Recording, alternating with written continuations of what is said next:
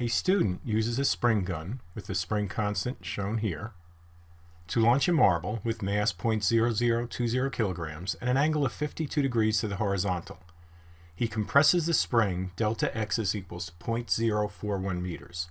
What is the maximum height that the marble will reach above its initially uncompressed position? We're going to use conservation of total mechanical energy. First, we will find the exit velocity of the marble. We then will resolve it into x and y components. Why? Well, because only the velocity in the y direction will contribute to its maximum height. The velocity in the x direction contributes to its range. The wording of the equation allows for the calculated height to be the height above its initially uncompressed position, so we don't have to worry about GPE considerations there.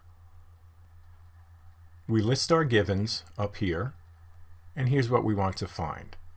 In accordance with our plan, we're first going to note that the elastic potential energy of the spring is fully converted into the kinetic energy of the launched marble. And we use this over here.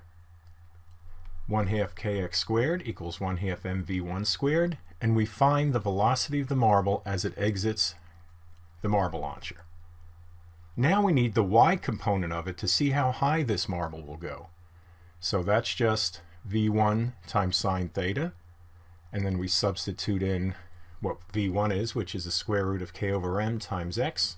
We put in the numbers, and we find that the velocity in the y direction is 7.9 meters per second.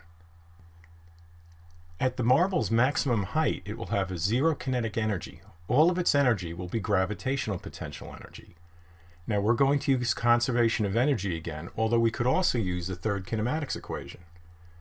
Now notice, we're just going to say this one more time. At its launch point, we only consider the KE due to the y component of the marble's velocity to find the maximum height.